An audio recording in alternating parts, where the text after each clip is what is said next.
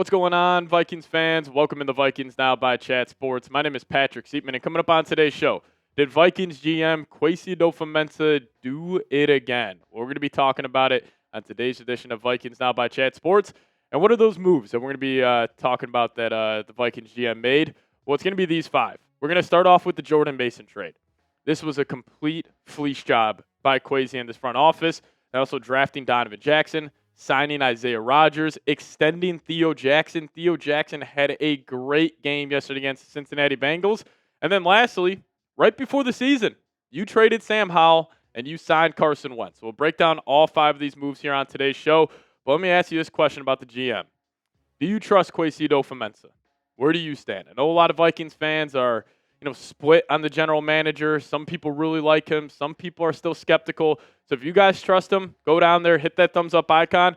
But if you don't, just comment why down below. Curious to see what you guys have to say. All right, so the first move we're going to break down, and this is my favorite move of the Vikings offseason. It was the Jordan Mason trade.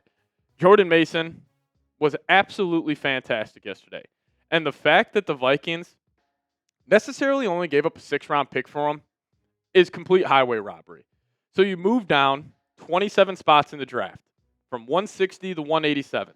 And then you just attached a 6th-round pick for Jordan Mason, where I think he is a top 10 running back in the league. Like, he can be a bell cow guy. He can be a split carries guy. You can put him in any sort of role within the offense, and he can be successful. And this guy has some of the best numbers in the league so far. His advanced stats are absolutely fantastic. He's actually second in the NFL in rushing yards over expected so far this season, only behind James Conner. And even his EPA per rush, first in the league. His success rate, first in the league. Yards per carry, 5th. Yards after contact average, he's 7th. And like I said, rushing yards over expected, plus 61. That is second in the league. So this guy, he's passing the eye test. He's passing the advanced analytic test. And also, his run chart from yesterday's game was one of the most ethical run charts you will ever see. And when we talk about, just making the most out of every single run and, why that's so key, especially for this Kevin O'Connell offense, well, Jordan Mason did just that. Not a single rush yesterday went for negative yards. Every single run went for positive yards, and he was just leaning on that Bengals defense. And it also felt like the entire game, he was like 1 or 2 moves away from making a house call, and I think he could have a house call within the next couple of weeks across the pond. But that's why the Jordan Mason trade, I think it was the best move of the Vikings offseason, because we talked about this team improving the run game, becoming a more physical football team. Well, how do you do that? You add more physical football players. And that's what Jordan Mason is. He's just a physical motherfucker. Like, I couldn't imagine being a corner, being a linebacker. Do you see this guy hitting the hole? Like, every single time, I'm sure they're saying to themselves, like, oh, man, we really got to go tackle 27 on this. Do I really want to put my body on the line play after play after play? And also Jordan Mason, he's not only someone who is great, early on in the game, even in the third quarter, but he hits his peak. He hits his stride late in that fourth quarter. Like his game yesterday, going for 16 carries, 116 yards.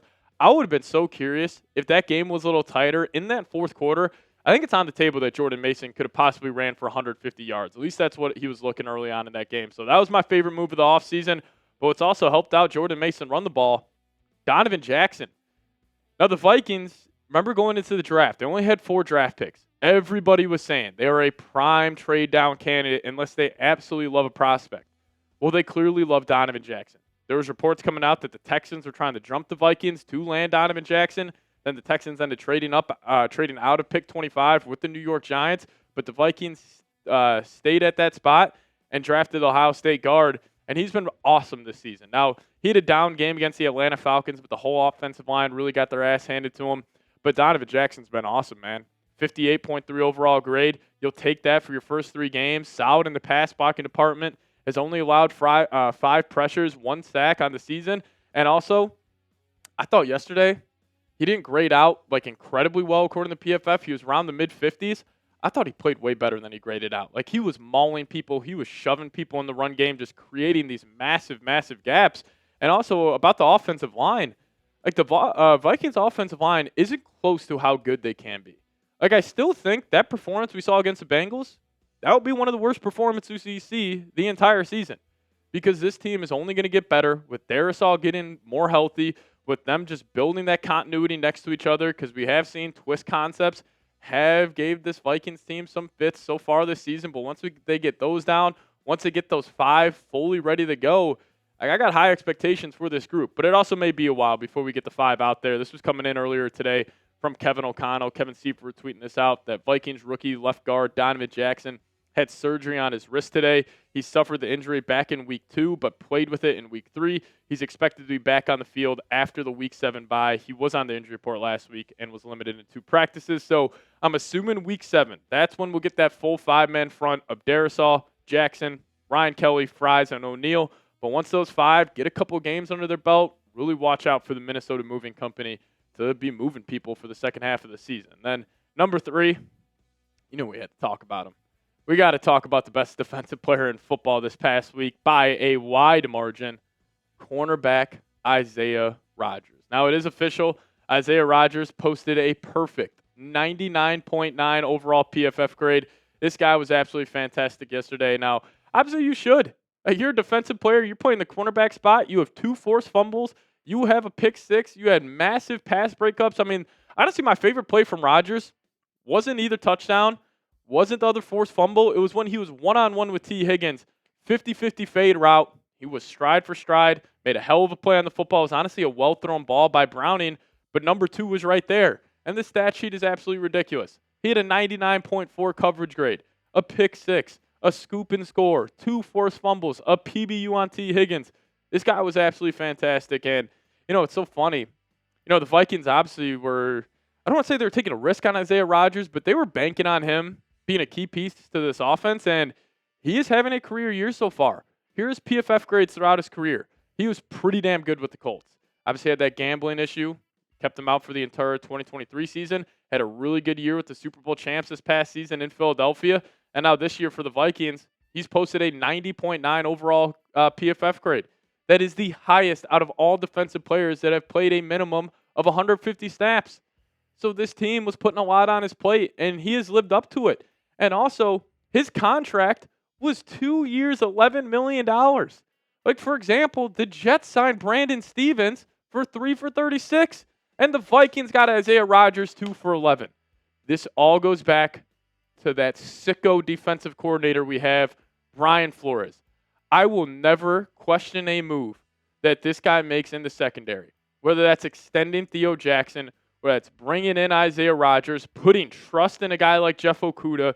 Whatever Brian Flores says, I'm going to take his word for it. He knows more about the game of football than I will ever, even 1% of me would ever hope to know. But signing Isaiah Rodgers, 2 for 11, one of the biggest steals so far in free agency. And also yesterday, I think he had the greatest defensive performance of all time. Just in a single game, I think that was the best ever. But what say you? Was Isaiah Rodgers' performance the greatest of all time during week 3? Give me a Y for yes. Give me an N for no. You guys let me know your thoughts down below in the comments section. Now, I'll talk about 2 more moves that GM Kwesi Adofo-Mensah made this offseason. But before we do so, today's episode is brought to you guys by Prize Picks. Now, you and I make decisions every day, but on Prize Picks, being right can get you paid. Don't miss any of the excitement this season on Prize Picks, where it's good to be right. And if you guys just plug in that promo code CLNS, we'll hook you guys up with $50 in lineups after you play your first $5 lineup. Now, Prize Picks, it's super simple to play. All you got to do is pick more or less on 2 to 6 player stat projections. And if you get your picks right, you could cash in. Now, it's also super user-friendly, so all withdrawals are fast, safe, and secure. They offer Venmo, Apple Pay, and MasterCard for quick and easy deposits into your account this football season. Now, Monday night, massive game. Lions taking on the Ravens. Here's an example of a lineup I got cooking tonight. But if you guys want to fade these picks or ride with these picks, just do so over on Prize Picks. Now, download the Prize Picks app today.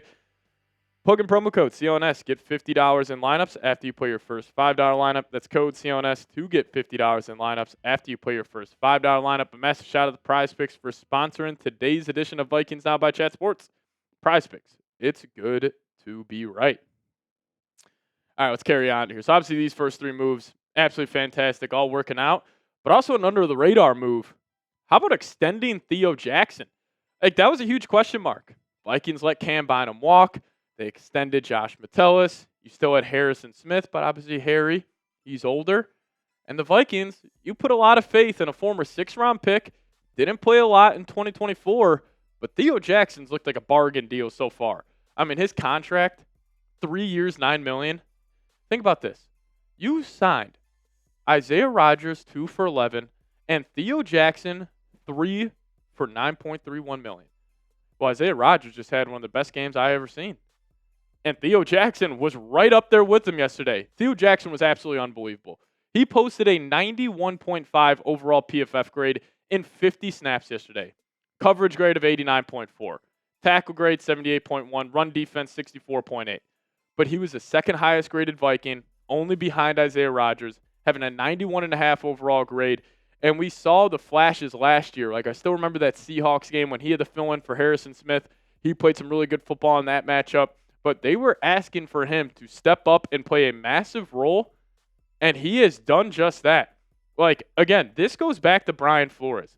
Like, this guy, I'm not saying you could put anybody back there in the secondary or anybody at the safety position, but you look at the highest graded Vikings defender so far this season, it's guys like Josh Metellus, it's a Theo Jackson, it's even a Jay Ward mixed in there. Like, these safeties play great football in this system. Now, Flores is obviously asking them to do a lot of creative, coverages, a lot of creative schemes. So he's asking these guys to execute at a high level. But when they are, like, this defense can be the best in the National Football League, and I thought they put that on display yesterday. And then lastly, how about this move? Just trading Sam Howell and signing Carson Wentz. No, I still think there's probably about 60 quarterbacks alive that could have won that game for the Vikings yesterday. But still, Carson Wentz was way, way better than what Sam Howell could have ever been for this offense. Just a clean game from Carson. 70% completion percentage, 173 yards, found the end zone 2 times, won the Hawk, won the Josh Alver, and didn't turn the ball over. Now, clearly, Carson Wentz wasn't asked to do too much. But I also think over the next couple of weeks, he'll have his chances. Because whether that's, a rock fight game against the Steelers or a rock fight game against the Cleveland Browns, you can't assume that the Vikings defense is going to put up 14 points every week on their own. Like, Wentz is going to have to make some plays. I think he will. Obviously, this offense super quarterback friendly. Wentz is, has a good grasp and a good understanding of what KOC wants to accomplish on every single play. So it was just a clean first start for him. Excited to see him build off this. I think he will, but a good test coming up across the pond. To see that red-headed man playing Dublin, Ireland, and London. It's going to be sweet. Can't wait for it. But if you guys want to show Carson Wentz some love to round out today's show, just type his jersey number. Type those 11s down below in the comment section. Show Carson Wentz some love, and we'll get on out of here. Appreciate you guys watching today's show. As always, Skol Vikes.